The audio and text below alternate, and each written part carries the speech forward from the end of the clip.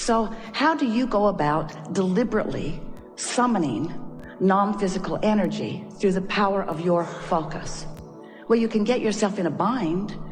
Don't you like that feeling of source pouring through you? And do you realize that you can conjure that? Not the best word. You can summon that. You can facilitate that. You can accomplish that in a couple of different ways. One way is you can get yourself in a jam. Esther always has said to us, I shine in a crisis. And we say that's because the crisis makes you focus. But you don't have to wait until there is a crisis before you focus. You have the ability to focus under the best of conditions. And we're going to call that getting out ahead of your creations. Most of you, we love you very much. You know what's coming next after that statement. We love you very much, but most of you are offering most of your vibration, meaning most of your focus, in response to what you're observing. And you're not that particular about what you're observing. You sort of let what's loud and close dominate. And so it's sort of a cycle where maybe you haven't been keeping track of what you're doing vibrationally, and maybe you haven't been offering your vibration or your attention or your focus. They're all the same thing deliberately. Maybe you've just been observing some of this and some of this and some of this and some of this and some of this. So you've got a sort of scattered vibration going on, which is affecting your point of attraction. We're going to talk a lot about your point of attraction here today, because it's your point of attraction and it's no one else can affect it. You are the one choosing it. But sometimes you choose it by default. Sometimes you choose what you are offering vibrationally because you're observing and you feel sort of, we love you very much, obligated to observe with really screwy criteria. Sometimes you give your attention to something because somebody close to you is giving their attention to it, and they don't want to leave you out of it, no matter how much it sucks. It's like putting something in your mouth that tastes awful and saying, ooh, taste this. You do that all the time too. This is the worst thing I've ever tasted. Taste this.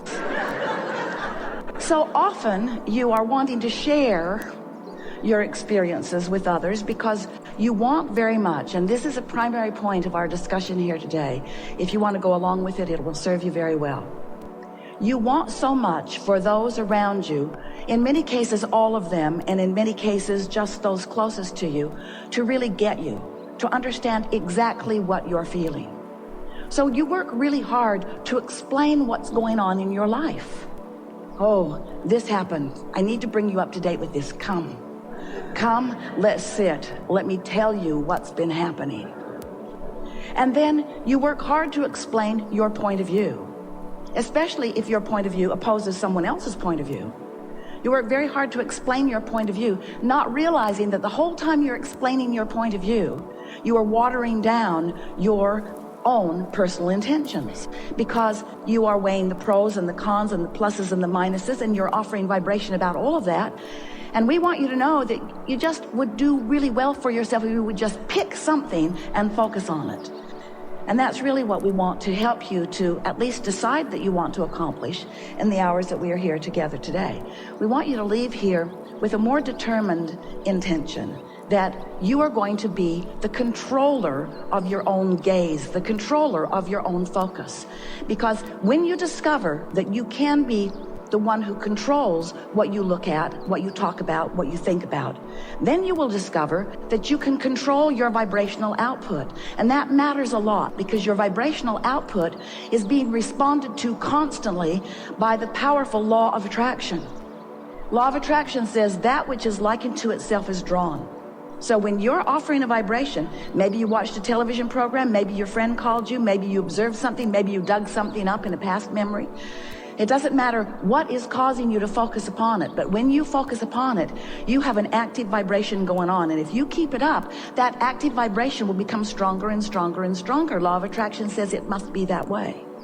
So as that vibration gets stronger and your point of attraction gets stronger, then it's easier for you to keep focusing upon it. Or if it's something you don't want, it would be right to say it's harder for you not to focus upon it. Your point of attraction gets a lot of momentum going. So when we say you want to get out ahead of what is and out ahead of manifestation, what we mean is you want to find a nice neutral zone.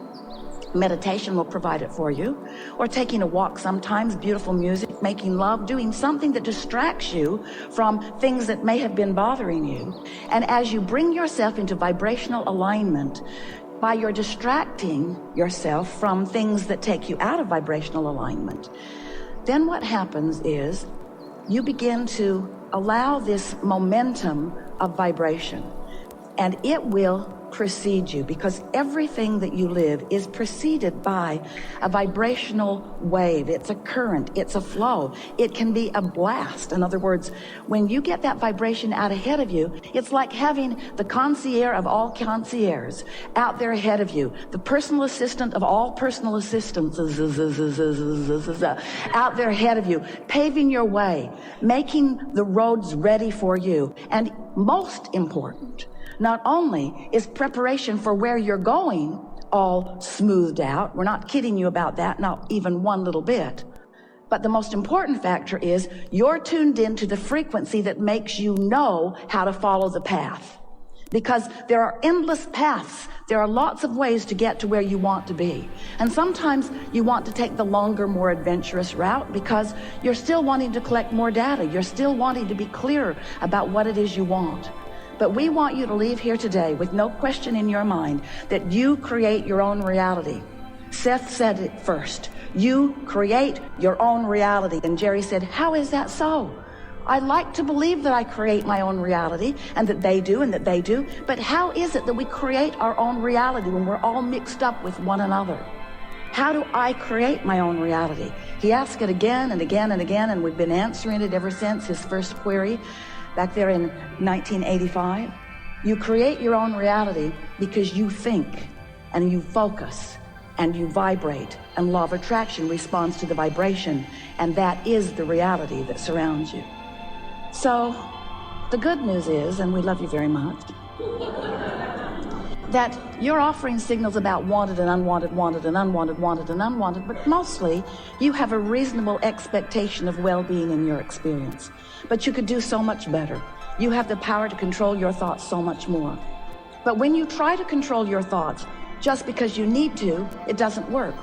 When things aren't going well and you say, I got to get a grip, you're not going to get a grip on what you want. You're just intensifying the grip on what you don't want.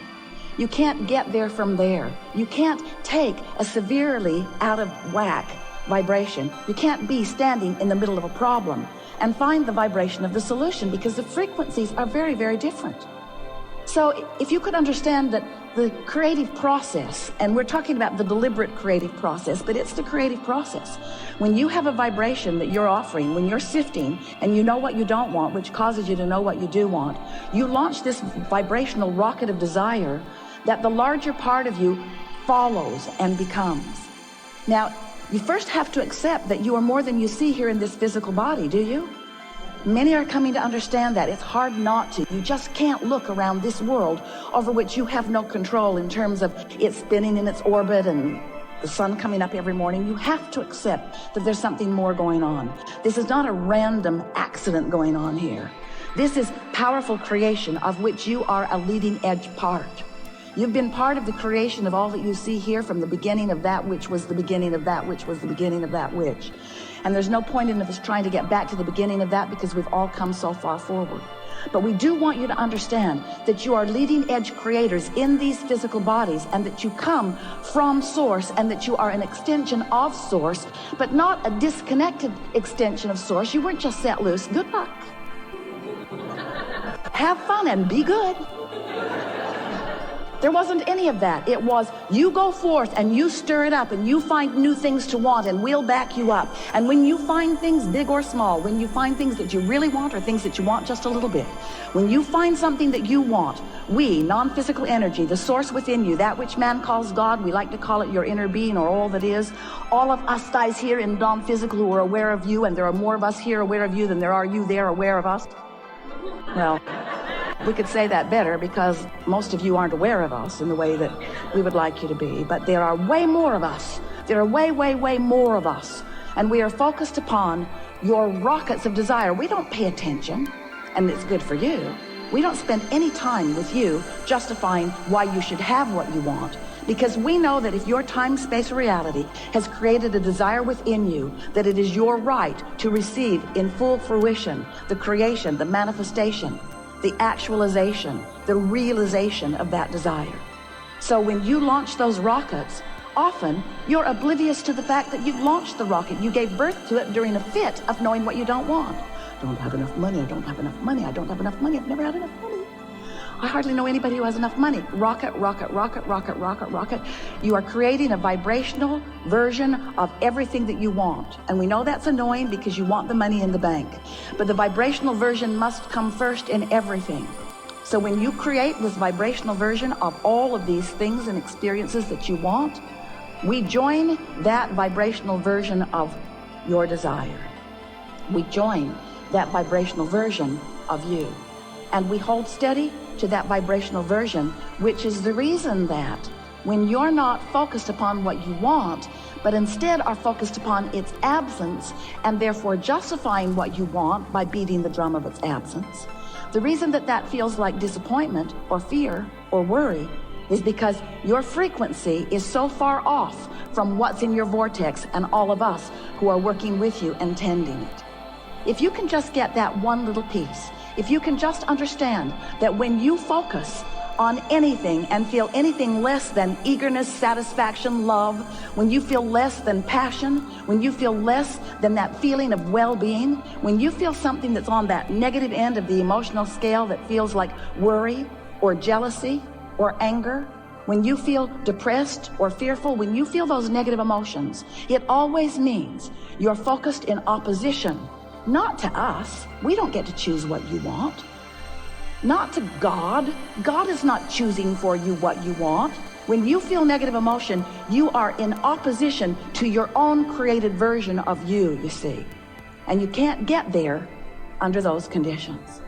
So you've got to do something to soften the vibrational frequency, which just simply means it's annoying for you to hear it because you can't do it, but we're going to tell you anyway. But this, you can't do it. You just have to stop thinking about that thing you're thinking about that is keeping you from what you want. But the reason you can't do it is because when you're thinking about that thing that you're thinking about that's keeping you from what you want, law of attraction is helping you to keep thinking about it because you've got an active vibration going on. And law of attraction says, you don't like that? How about this? You're not going to like it either, but here you go. Here you go. You say, just like my mother. Law of attraction is not punishing you. Law of attraction is supporting you with the evidence of your vibrational frequency. So that's why we say it's really helpful for you to find some neutral zone. If you can do something to distract yourself from whatever it is that has that unwanted active vibration. We don't want to get too carried away with that. We think you have the understanding of that. But let's begin with this simple premise.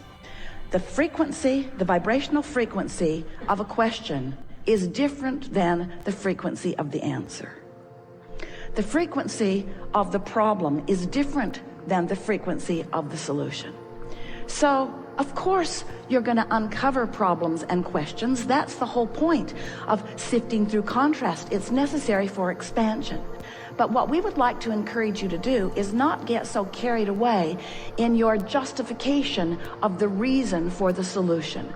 You just don't have to explain it to anybody.